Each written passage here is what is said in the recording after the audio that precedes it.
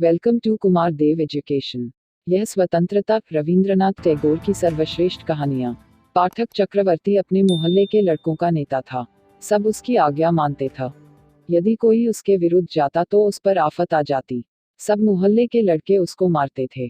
आखिरकार बेचारे को विवश होकर पाठक से क्षमा मांगनी पड़ती। एक बार पाठक ने एक नया खेल सोचा। नदी के किनारे एक लकड़ी का बड़ा लट्ठा पड़ा था, जिसकी नोक बनाई जाने वाली थी। पाठक ने कहा, हम सब मिलकर उस लट्ठे को लुढ़काएं, लट्ठे का स्वामी हम पर क्रुद्ध होगा और हम सब उसका मजाक उड़ाकर खूब हंसेंगे। सब लड़कों ने उसका अनुमोदन किया।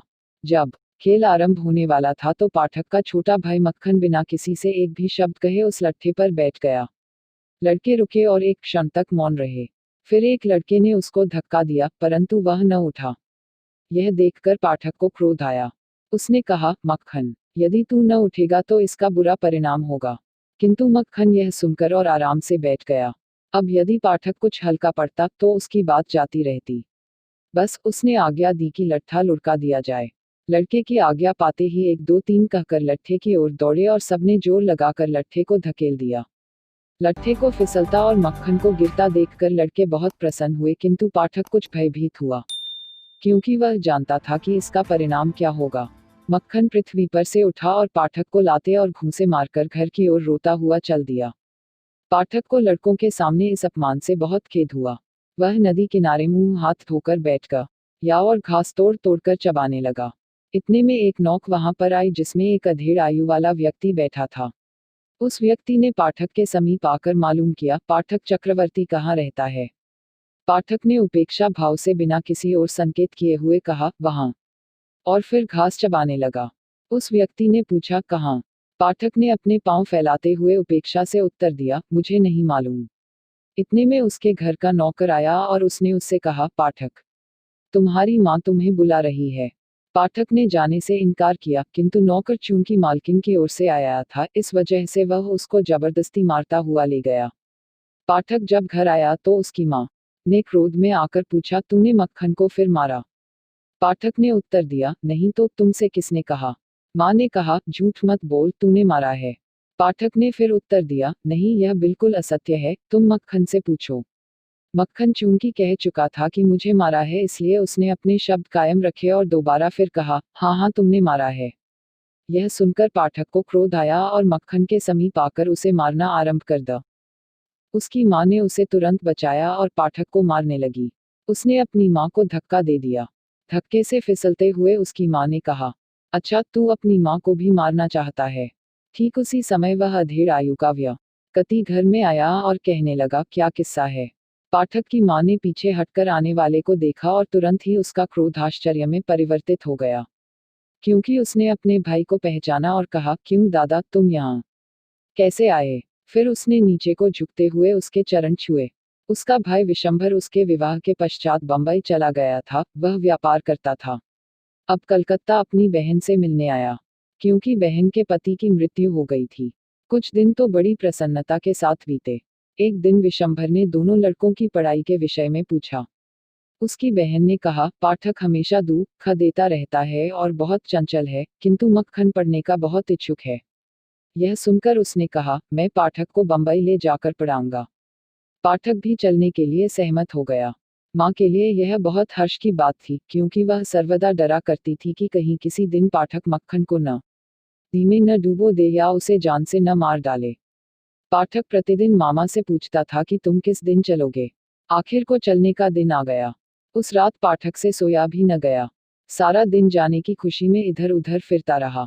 उसने अपनी मछली पकड़ने की हथी, पत्थर के छोटे छोटे टुकड़े और बड़ी पतंग भी मक्खन को दे दी, क्योंकि उसे जाते समय मक्खन से सहानुभूति सी हो गई थी। तो बंबई पहुंचकर पाठक अपनी मामी से पहली बार मिला। वह उसके आने से कुछ प्रसन्न न हुई, क्योंकि उसके 3 बच्चे ही काफी थे। एक और चंचल लड़के का आ जाना उसके लिए आपत्ति थी। ऐसे लड़के के लिए उसका अपना घर ही स्वर्ग होता है। उसके लिए एक नए घर में नए लोगों के साथ रहना बहुत कठिन हो गया।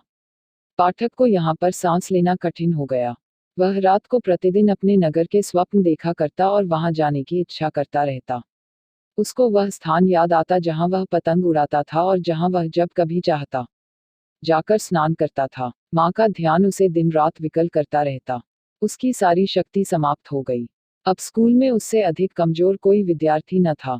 जब कभी उसका अध्यापक उससे कोई प्रश्न करता तो वह मौन खड़ा हो जाता और चुपचाप अध्यापक की मार सहन करता। जब दूसरे लड़के खेलते तो वह अलग खड़ा होकर घरों की छतों को देखा करता। एक दिन उसने बहुत साहस करके अपने मामा से मालूम किया, मामा जी, मैं कब तक घर जाऊंगा? मामा ने उत्तर दिया, ठहरो, जब तक कि छुट्टियां न हो जाएं। किंतु छुट्टियों में अभी बहुत दिन शेष थे, इसलिए उसको काफी प्रतीक्षा करनी पड़ी। इस बीच में एक दिन उसने अपनी किताब खो दी। अब उसको अपना पाठ याद करना बहुत कठिन हो गया। प्रतिदिन उसका अध्यापक उसे बड़ी निर्दयता के साथ मारता था। उसकी दशा इतनी खराब हो गई कि उसके मामा के बेटे उसे अपना कहते हुए शर्माते थे।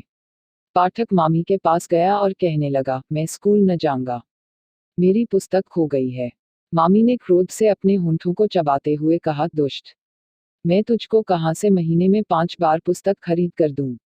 इस समय पाठक के सिर में दर्द उठा। वह सोचता था कि मलेरिया हो जाएगा, किंतु सबसे बड़ा सोच विचार यह था कि बीमार होने के पश्चात वह घर वालों के लिए एक आपत्ति बन जाएगा। दूसरे दिन प्रातः पाठक कहीं भी दिखाई न दिया। उसको चारों तरफ खोजा गया किंतु वह न मिला। वर्ष बहुत अधिक हो रही थी और वे व्यक्ति जो उसे खोजने गए बिल्कुल भीग गए। आखिरकार विशंभर ने पुलिस को सूचना दे दी। 3 मध्याह्न पुलिस का सिपाही विशंभर के द्वार पर आया। वर्षा अब भी हो रही थी और सड़कों पर पानी खड़ा था। 2 सिपाही पाठक को हाथों पर उठाए हुए लाए और विशंभर के सामने रख दिया। पाठक के सिर से पांव तक कीचड़ लगी हुई और उसकी आंखें ज्वर से लाल थीं।